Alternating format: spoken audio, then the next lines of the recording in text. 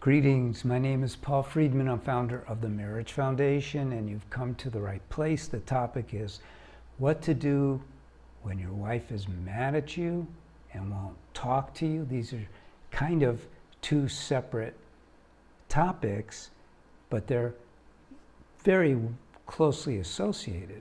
I mean, some wives, when they're mad at you, they talk to you all right, and you don't want to hear it. You wish they wouldn't.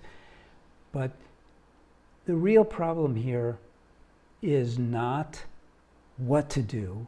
The real problem is that what are you doing that is triggering her anger? Now, be clear, her anger is not your fault. You're not responsible for her anger any more than she's responsible for your anger. Anger is not a part of us. We have to accept it into our mind. It really stems from the physical drive to survive. Anger is a defensive mechanism. And so, by the way, now's a good time to subscribe to this channel and then like the video later if you like it, and you could leave a comment too. So, you're not responsible for her anger, but oftentimes we inadvertently trigger our wives even without knowing about it. And then in your case, well, she gives you the silent treatment. So I could tell you, okay, do this, do that when she's quiet, but let's not deal with the surface. Let's get to the real issue. The real issue is that she's angry and you have done something and you're not doing other things, and so she's triggered past the point of being able to communicate in any way, shape, or form. We got to go back to the basic of marriage, where you gave your vow to love her unconditionally, which means instead of going, oh man, what do I do?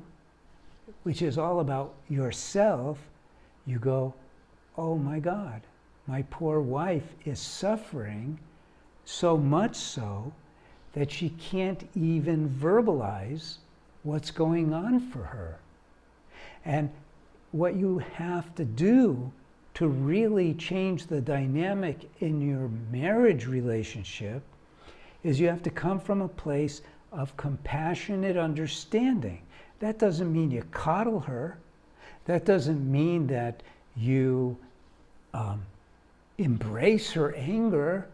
On the contrary, it means you look past the anger to the woman you married, to the soul who you connected with. You're a soul, she's a soul. Marriage means union.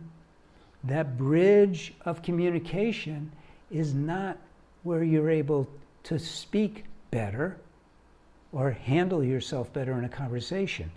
That level of communication on the soul level is sacred, and you have to get to that. We're not taught this, so we don't have any bearings, which is why you need to subscribe and start paying attention to a whole new way of looking at your marriage, a very positive way, focused on, well, what's marriage supposed to bring me? What's it supposed to bring my wife that I am taking away from? Well, the reason we get married, yes, we fell in love, but the primary number one and number two reasons, and there's a third, for getting married is we want to be happier. It's that simple. The second reason is totally tied to the first. We want to experience marital love, that unconditional love, which we know intuitively will bring tremendous happiness. And the third is we want the harmony that comes with that.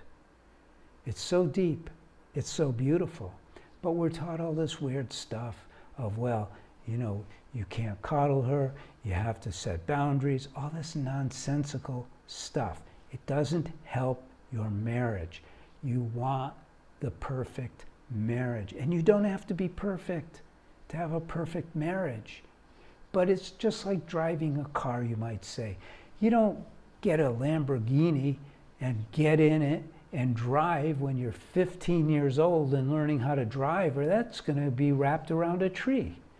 You need to learn about driving, you need to learn about cars, you need to learn the rules of the road. It's the same thing with marriage. You have to get educated. So just take this moment and turn it into a moment of recognition that we really don't know how to be married. I'm going to make it an effort to learn about marriage because I've subscribed now to this channel. Maybe I'm even going to get one of this guy's books.